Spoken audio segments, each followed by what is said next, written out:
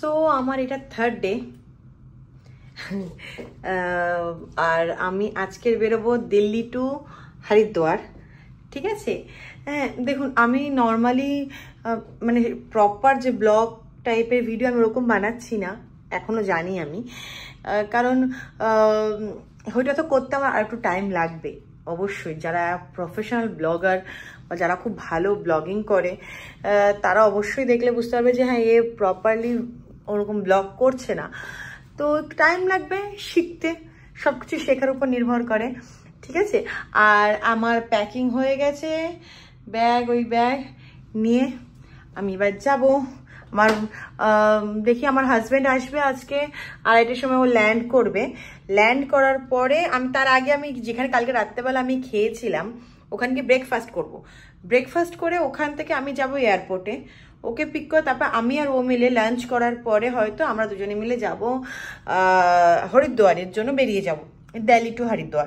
তো আমি সেগুলো যতটা পারি আপনাকে অল্প অল্প করে করে দেখায় থাকবো আপনাদেরকে। ঠিক আছে, তো আমার সাথে আমার সাথে থাকুন, হয়ে থাকুন বলতে আছে কি জানি কি মাঝে মাঝে বলে দিই, আমি নিজেও বুঝি না, বাট আমার সাথে থাকুন। আর যেটুকুনি আপনাদের ভালো লাগে প্লিজ একটু সাপোর্ট করুন, একটু যত হোক আপনি পুরো ভিডিওটা একটু দেখুন, তাহলে আমারও বলতে পারেন যে ভিডিওর দেখার এর টাইমটা একটু বেড়ে যাবে।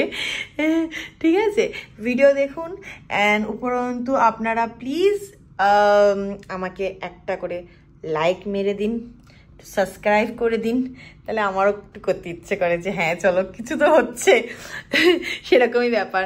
ওকে, থ্যাংক ইউ। লাঞ্চের জন্য আমাকে হোটেল থেকে বলছিল লাঞ্চ করতে, তো আমি এটা একটু খিচুড়ি, একটু ভেজ ফ্রাইড রাইস, এটা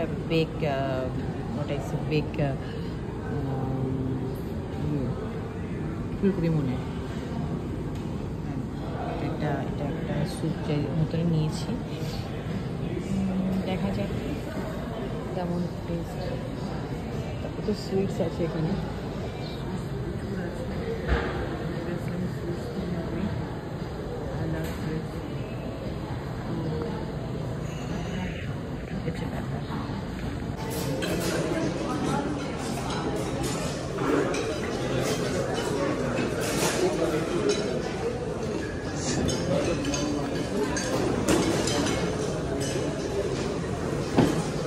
তো আমি এখন এসে গেছি দিল্লি এয়ারপোর্টের সামনে আমার হাজব্যান্ড আসবে, তো আমি অ্যারাইভেলে বসে আছি ব্যাগপত্র নিয়ে। এরপরে তো আমাদের আরেক টাস্ক চালু হবে। আমরা অ্যাকচুয়ালি কোনো বাস বা কিছু বুক করিনি হরিয়ানা কোথা থেকে আসছি আমি, হরিদ্বার যাওয়ার জন্য। দেখা যাক, এইটা হচ্ছে ব্যাপার। এই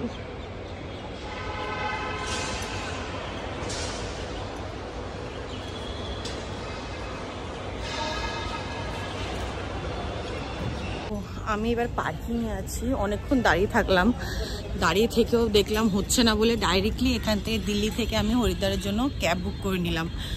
কারণ আমার হাজব্যান্ড আসার পরে ওই যে যাচ্ছে আমার হাজব্যান্ড আসার পরে ও মানে হাঁপিয়ে গেছে আর টায়ার্ড হয়ে গেছে সকাল সকাল থেকে উঠে, তো এই জন্য আমরা কি করলাম ডাইরেক্টলি এখান থেকে পার্কিং থেকে গিয়ে প্রথমে যাচ্ছিলাম আমরা কাশ্মীরি গেট বলে যেখান থেকে আমরা বাস পাবো, বাট ওইটা না করে আমরা ডাইরেক্টলি এখন করে নিচ্ছি হরিদ্বারের জন্য ক্যাব। তো বিশাল গরম, রোদের তেজ দেখেছেন প্রচণ্ড বেশি, তো হরিদ্বারের জন্য ডাইরেক্টলি আমরা ক্যাব নিয়ে নেবো। এখন রাস্তাটা যেতে দেখাতে পারবো কিছু কিছু জিনিস।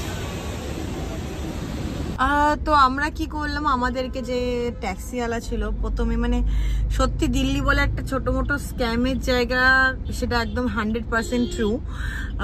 দেখবেন ফাঁসবেন না, আমি তো ফেসে গেছি, আমরা তো একটু হলেও ফেসে গেছি।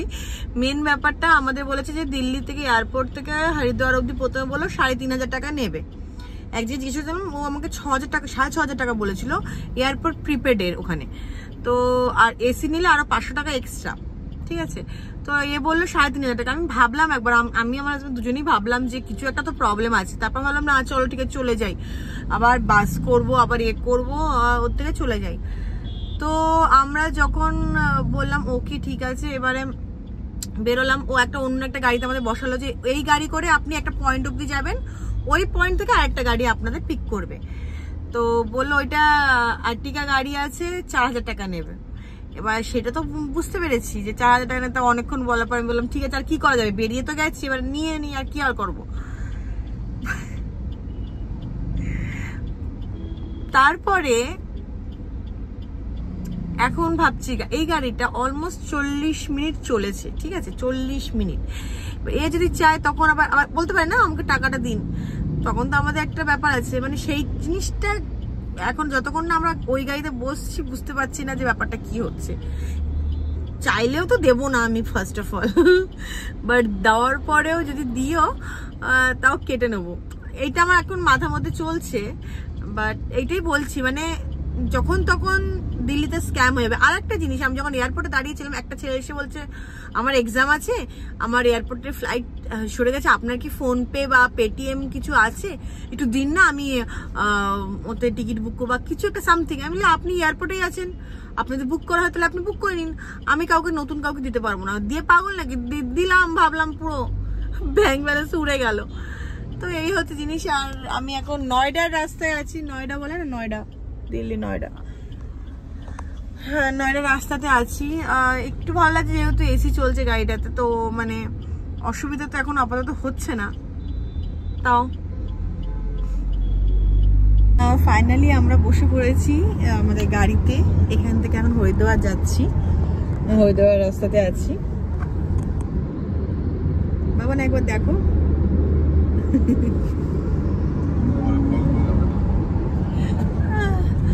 ও একদম পছন্দ করে না অত সব ফোনে ফটো তোলা বা ভিডিও তোলা।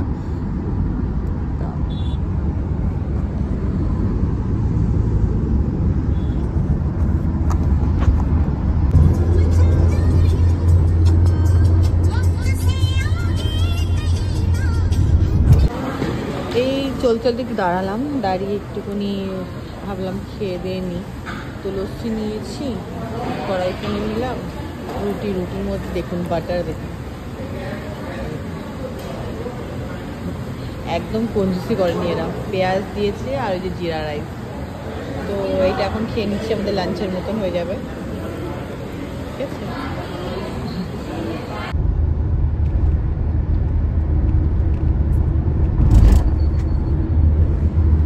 ঢুকে গেছি আমাদের দেবভূমি উত্তরাখণ্ডে। এখন বাজে রাতের, দেখা যাবে না আই থিঙ্ক 8টা।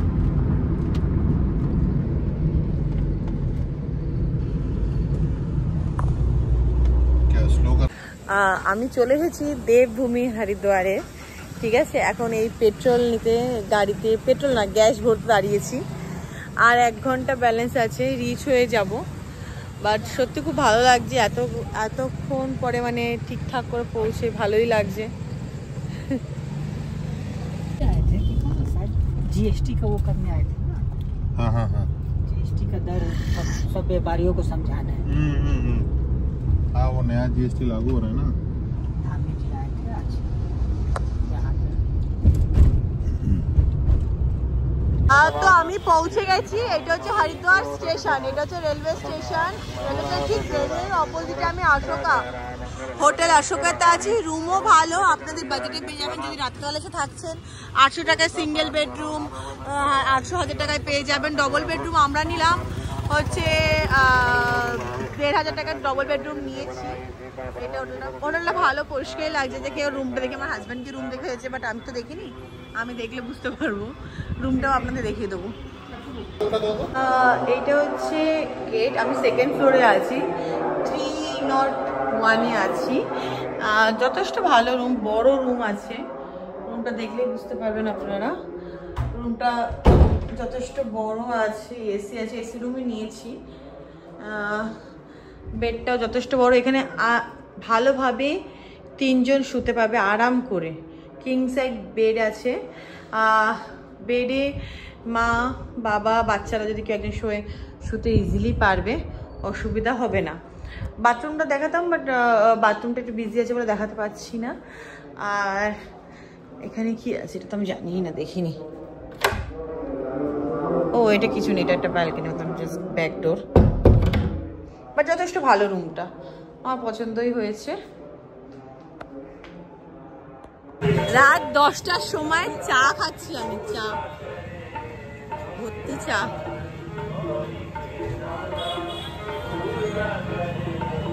আমি এখান থেকে একটা ট্র্যাক স্যুট নিলাম কালকে ট্রাভেল করার জন্য, সেম কাপড় আর ট্রাভেল করতে পারবো না, তো আজকের মতো এখানেই শেষ। এবারে আমি ঘুমাই, সকালবেলা উঠতে হবে, কালকে আবার নতুন একটা ব্লগ নিয়ে চলে আসবো। টাটা সবাইকে।